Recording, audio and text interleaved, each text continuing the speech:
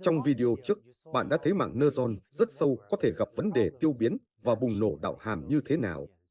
Hóa ra, một giải pháp một phần cho vấn đề này không giải quyết hoàn toàn, nhưng giúp ích rất nhiều là lựa chọn khởi tạo ngẫu nhiên tốt hơn hoặc cẩn thận hơn cho mạng neuron của bạn. Để hiểu điều này, hãy bắt đầu với ví dụ về khởi tạo trọng số cho một neuron duy nhất. Và sau đó chúng ta sẽ khái quát hóa điều này thành một mạng sâu. Hãy xem xét một ví dụ với một neuron duy nhất, và sau đó chúng ta sẽ nói về mạng sâu sau. Vì vậy, một neuron duy nhất, bạn có thể nhập 4 đặc trưng, x1 đến x4, và sau đó bạn có một số a bằng d của z, và sau đó nó xuất ra một số y. Và sau này cho một mạng sâu hơn, các đầu vào này sẽ là một lớp a của L. Nhưng hiện tại, hãy cứ gọi đây là x. Vì vậy, z sẽ bằng v kép 1x1 cộng v kép 2x 2 cộng chấm chấm chấm cộng, vì v kép nxn.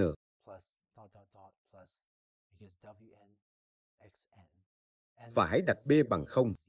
Vì vậy, bạn biết đấy, bây giờ hãy bỏ qua b. Vì vậy, để làm cho z không bùng nổ và không trở nên quá nhỏ, bạn nhận thấy rằng n càng lớn, bạn muốn v kép y càng nhỏ, phải không?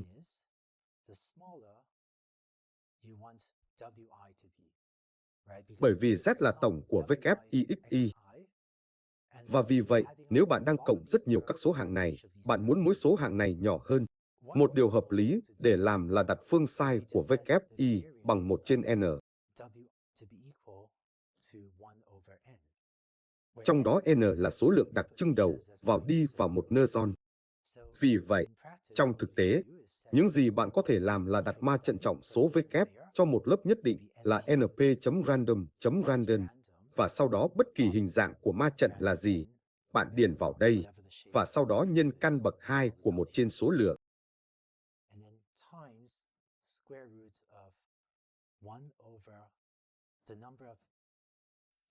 Đặc trưng được đưa vào mỗi neuron trong lớp L. Vì vậy, nó sẽ là n của L-1, bởi vì đó là số lượng đơn vị đang cung cấp cho mỗi đơn vị trong lớp L. Hóa ra nếu bạn đang sử dụng hàm kích hoạt ReLU, thì thay vì 1 trên n, hóa ra việc đặt phương sai thành 2 trên n sẽ hoạt động tốt hơn một chút. Vì vậy, bạn thường thấy điều đó trong quá trình khởi tạo, đặc biệt nếu bạn đang sử dụng hàm kích hoạt ReLU.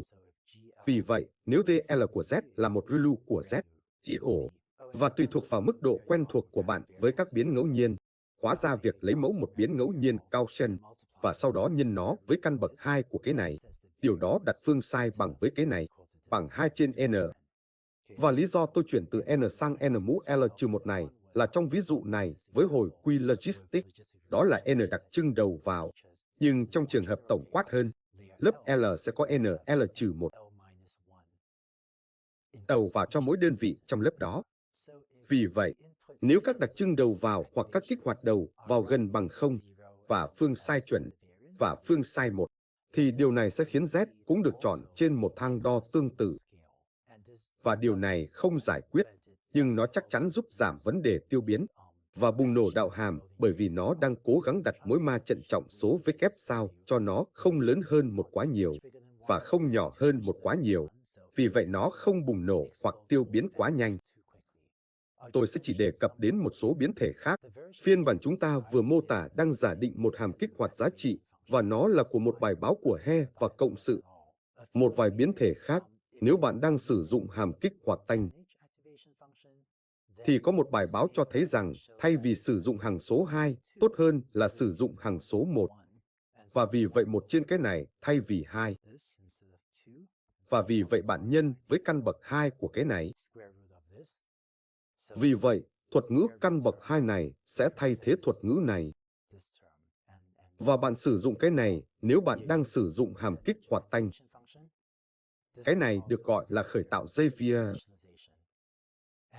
Và một phiên bản khác được Yeshua Bengio và các đồng nghiệp của ông đưa ra. Bạn có thể thấy trong một số bài báo, nhưng là sử dụng công thức này, có một số lý do lý thuyết khác. Nhưng tôi muốn nói rằng nếu bạn đang sử dụng hàm kích hoạt ReLU, đây thực sự là hàm kích hoạt phổ biến nhất, tôi sẽ sử dụng công thức này. Nếu bạn đang sử dụng 10H, bạn có thể thử phiên bản này thay thế, và một số tác giả cũng sẽ sử dụng cái này. Nhưng trong thực tế, tôi nghĩ tất cả các công thức này chỉ cung cấp cho bạn một điểm khởi đầu.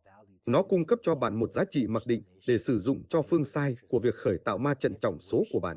Nếu bạn muốn, phương sai ở đây, tham số phương sai này có thể là một thứ khác mà bạn có thể điều chỉnh với các siêu tham số của mình. Vì vậy, bạn có thể có một tham số khác nhân vào công thức này và điều chỉnh số nhân đó như một phần của tìm kiếm siêu tham số của bạn. Đôi khi điều chỉnh siêu tham số đó có ảnh hưởng khiêm tốn. Nó không phải là một trong những siêu tham số đầu tiên tôi thường cố gắng điều chỉnh, nhưng tôi cũng đã thấy một số vấn đề mà việc điều chỉnh cái này giúp ích một lượng hợp lý. Nhưng điều này thường thấp hơn đối với tôi về mức độ quan trọng của nó so với các siêu tham số khác mà bạn có thể điều chỉnh. Vì vậy, tôi hy vọng điều đó mang lại cho bạn một số trực giác về vấn đề tiêu biến hoặc bùng nổ đạo hàm, cũng như cách chọn tỷ lệ hợp lý cho cách bạn khởi tạo trọng số. Hy vọng rằng điều đó làm cho trọng số của bạn không bùng nổ quá nhanh và không giảm về không quá nhanh. Vì vậy, bạn có thể huấn luyện một mạng khá sâu mà không có trọng số hoặc đạo hàm bùng nổ hoặc tiêu biến quá nhiều. Khi bạn huấn luyện mạng sâu, đây là một mẹo khác sẽ giúp bạn làm cho mạng neuron của bạn huấn luyện nhanh hơn nhiều.